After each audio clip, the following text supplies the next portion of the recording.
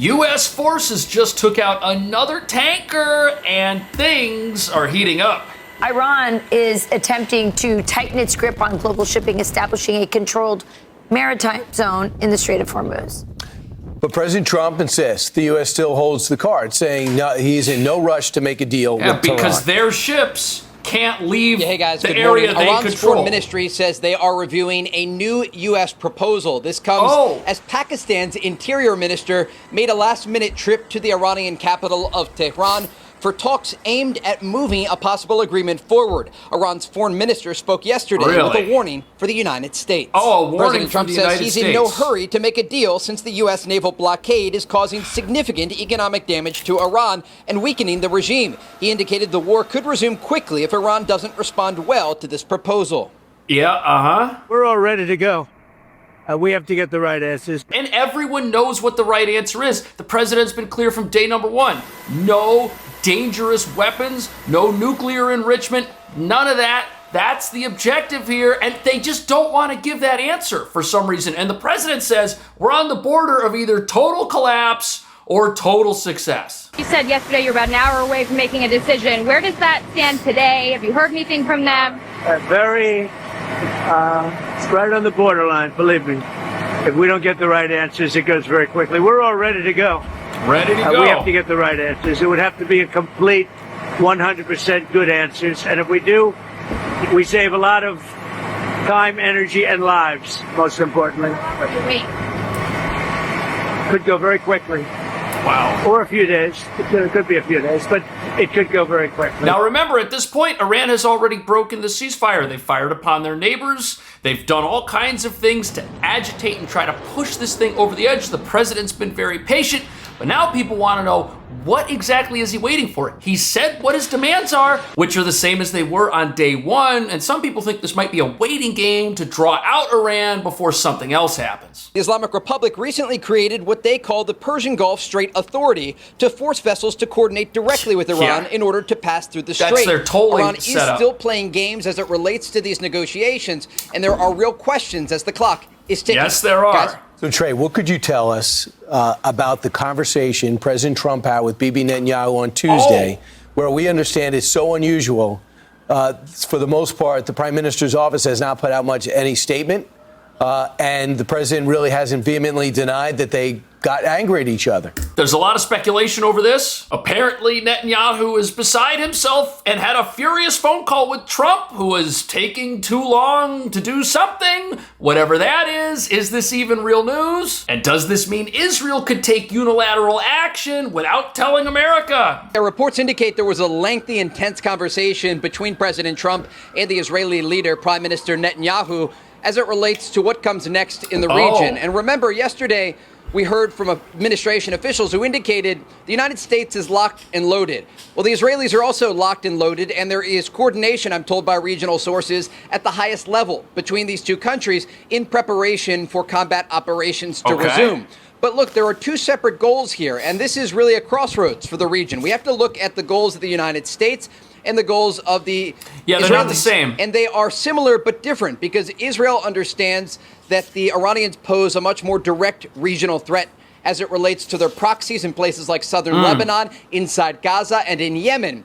And the United States is looking at the country's nuclear program as the largest threat. And so you have things like ballistic missiles that are on the table for negotiations, but you also have these proxy groups that the Israelis want addressed if there is a broader agreement. And so the United States and Israel are not against a deal with Iran. They're against the wrong deal with Iran, but the wrong deal is different based on who you talk to. And so there are major questions about the days ahead and what that coordination will look like. But officials here say, despite some of those disagreements, both Israel and the United States remain on the same page as it relates to the threat from Iran. So there's no fighting. People are still coordinating, and it sounds like everybody wants to see an end to this, but what exactly does that end look like? Yeah, President Trump is not going to accept a limited deal with Iran. He's been very clear he's not willing to make concessions with the Iranian regime as it relates to their nuclear program, that highly enriched uranium, or the Strait of Hormuz. And this is a different approach than the Iranians are used to. You think back to the Obama administration when ultimately a deal was reached and pallets of cash were delivered to the Iranian regime. they use that cash to fund the military program that they are using to threaten U.S. forces and allies today. That's the deal they want. President Trump doesn't want that to happen. He understands the Iranians are trying to play a long game here. Yeah, They're trying to wait out like the United States, but the president has strategic patience at the negotiating table and on the battlefield. And Trump actually said as much. People asked him, do you think you're winning this negotiation? Is it getting to you that they come to the table and then run away? Listen to what the president said. I never get tired. But what I like to do, if I can save war by waiting a couple of days, I think it's a great thing to do. So he's not tired of the back and forth. He expects it. They've known the entire time that this regime was never going to come along and say, yep, here's everything you want. And you know how you know we're getting close to a deal? Some people are trying to sabotage the deal. Watch this. Hey, Dana, good morning to you. And some breaking news out of the White House this morning. They are pushing back hard on this Reuters report this morning that claims that the Iranian supreme leader allegedly said that the enriched uranium that is inside the country right now will not be allowed to leave as part of any peace agreement or nuclear deal. Wow. That would have complicated these talks by a lot. It would have really ticked off Israel, but the White House is pushing back on this. They say that Reuters report is not true. That's how you know we're getting close. If there wasn't a deal in progress that was about to be agreed to and look good for the United States, there wouldn't be some people out there trying to screw the whole thing up before it happens. And remember, this is all political. This is setting a narrative that once Trump does get a deal, people are going to come along and say, oh, well, you know, we all know he didn't get the deal he wanted. There were reports that this wasn't going well. And then at the last minute, he agreed to something when that's not what's happening. I'm told that, in fact, no decision has been made on that particular issue about the enriched uranium, what happens to it. No determination has been made either way, and that report is not true. Also, yesterday, President Trump warning Iran that the U.S. military is ready to go if they do not give him the right answer soon. We're in the final stages of Iran. We'll see what happens. We'll either have a deal or we're going to do some things that are a little bit nasty. But hopefully that won't happen. And remember this Israel phone call where apparently there's disagreement between the U.S. and Israel that have cooperated perfectly this entire time? Well, it turns out that's fake news too. Listen to this. Meanwhile, Israel is pushing back on reports that Trump held a dramatic, intense phone conversation with the Prime Minister Benjamin Netanyahu this week, so that's fake too. Who would rather see strikes continue. The president says Netanyahu is going to do whatever he wants him to do. Meantime, we're also seeing new polling coming out of Fox News here. U.S. military action against Iran. 60% of respondents oppose it, and 58% of respondents say the cost of living is now their top economic worry, as the average price of unleaded gas is now above $4 a gallon in every single state across the country as we head into this very busy holiday travel weekend. Dana? Short-term problems. At the White House with full of news today. Thank you so much. So, Dana, up here on the big board, you can see the U.S. military in action boarding a ship this week.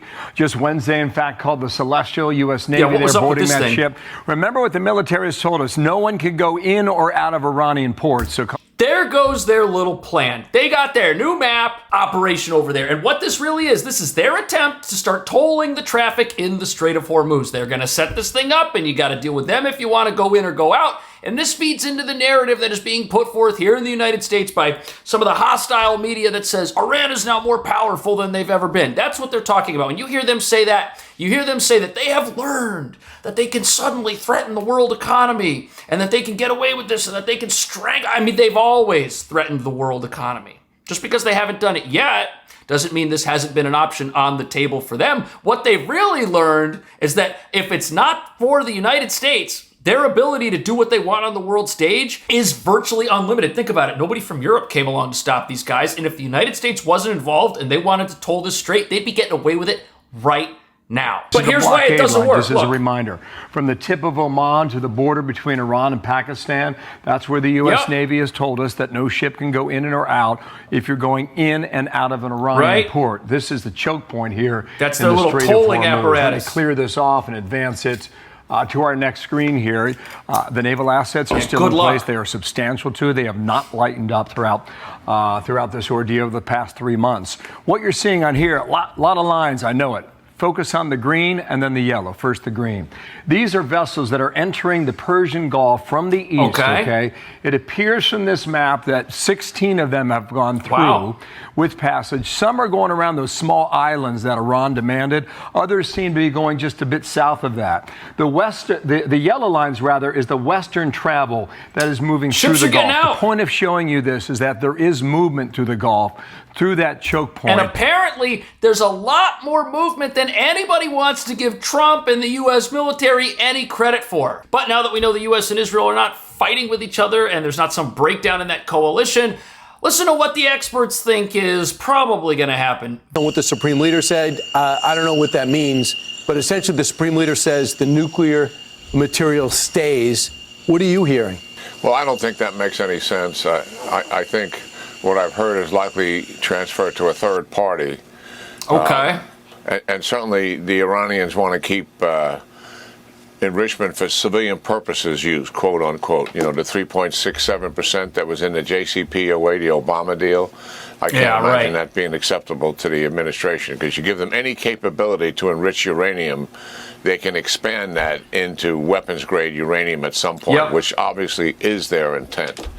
So there's a lot more to be seen here in terms of what a good deal looks like. But my problem with the deal here is that we leave Iran bruised but intact. And they'll walk away from here citing and convincing themselves that they got the United States to back down. And as a result of that, we extend a lifeline to the regime for sure, for them to do what? To recover. And in the deal, the unfrozen assets are about $100 billion. It's likely we're going to take some part of that and give that to them up front and also reduce some of the sanctions. And certainly we're going to monitor their behavior.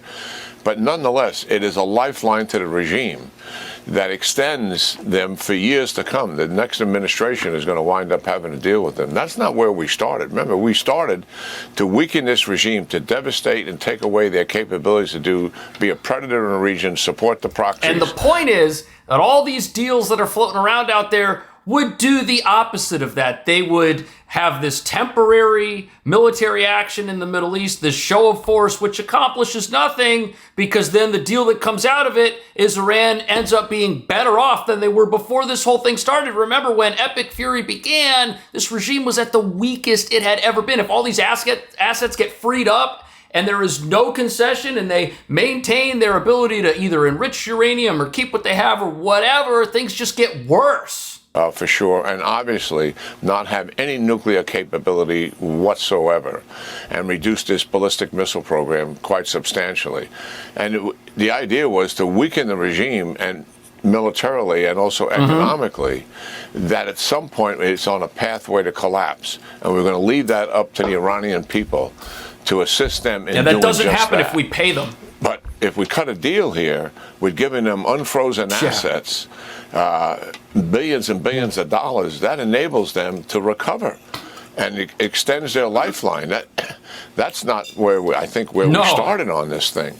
It seems to me that we've been trying to get a deal for 6 weeks now. The military operation would largely have been over. And that's been the entire plan. The idea that Trump and Israel are sitting there on the sidelines thinking to themselves, gee, it's been 6 weeks. Maybe we'll get a deal out of the 7th week. I feel really confident. Maybe we're going to have one now. Maybe the Iranians that have agreed to nothing for the last month and a half are going to all of a sudden agree to everything tomorrow. No. There are other things happening behind the scenes that we don't understand, being on the outside, looking in. And when President Trump says we're at the precipice of success or total failure, he means it. And what's really happening here is he's putting pressure on Iran, because at any moment something could happen to them. That's been the case for the last 6 weeks. That is still the case. There's a reason he's waiting. We might not know what that is, but he's even said himself that if things don't happen soon, something else will. And certainly some of the pressure that the administration feels would have been quite removed by that point, in my judgment. So, and where we are now is we can't seem to get a deal. No. I think we need to go back to where we started from, renew our commitment to the original goals of the regime, and conduct this combined operation with the Israelis and the United States. We're at full magazine depth. We have exquisite intelligence over the last 6 weeks of what we need to do and where we need to do it. And Iran knows and the attacks are going to be quite devastating in terms of reducing their capabilities for the future. So, General, we got it. So do you think that he's getting fully briefed by Admiral Cooper? Does Cooper have from your best of your estimate, does he have the confidence that you have that we could pull this off? And I understand the worry is about the Arab states and their energy sector. But we've had time to bulk it up, and the upside seems much more important than the risk on the downside. What he's talking about there are defensive measures being put in place to protect the other Arab allies. Israel actually set up their Golden Dome, or their Iron Dome, excuse me, that's their version of their missile defense, over there in the UAE. So these nations are now grouping together to protect themselves against Iran. They're not able to move as quickly as the United States or Israel is. Perhaps that's part of what's going on, but listen to this. Do you think the president has changed his mind, or there are people around him telling him that this deal is good enough? Because it sounds worse than the JCPOA. Yeah, it's worse than Obama's deal. Well, I don't think the president's going to accept a bad deal. I truly believe he's the backstop here. Yep. So that's number one. And he's saying that. Number that's not two, speculation. Yes, there likely is concern about Iran's ability to retaliate against oil and Gulf infrastructure of our allies and partners. They had plenty of opportunity for 5 weeks to do that, and they were not effective at doing that. If we need to bulk up their defenses, certainly we have the capability to do that. We've done that for Israel. Israel asked us to assist with their defense. And we have done that, and done that quite effectively. And I'm confident if that's needed here to assist our allies and partners to protect their oil and gas infrastructure, we can do it. The other thing is, let's give some credit to what the military operation will do in reducing their ability to retaliate. We're almost looking at this thing as if we don't lay a glove on them. And they're going to be able to fire missiles and drones at all of that capability and destroy it and hit desalination plants. Well, we're going to take a lot of that capability away from them rather quickly and reduce that effectiveness. And plus, they have defenses of their own. Give you an example. The UAE's got 19 Patriot batteries. 19. That's a lot of missiles. In addition to the Iron Dome capability that the Israelis gave them. So the idea that Iran is putting the entire world at risk, the idea that they are this superpower that has emerged from this conflict and is even stronger than they were before, couldn't be further from the truth. They are at their weakest. They were before this even started. Now, after all this fighting, after their infrastructure's been devastated, after they've run out of missiles, after they're losing their ability to project force at all, they've got no Air Force, they've got no Navy. Now that all that is gone, what can they really project? They can project confidence. They can say they have a tolling apparatus in the Strait that you need to negotiate with if you want to drive in and drive out of it. But that's not actually true. The truth is their tankers are getting seized when they try to break out of their little area of the world that they say they control. They're not in control. They don't control anything in the ocean. They don't have the ability to strike back at our allies like they did before this whole thing started. And the president is maintaining that he's not about to take one of these lousy deals, which we're hearing are all fake news anyways. But what do you think's going on? Do you think we're going to see something sooner rather than later? Do you think this will end peacefully? That's the hope. I will see you in the next video.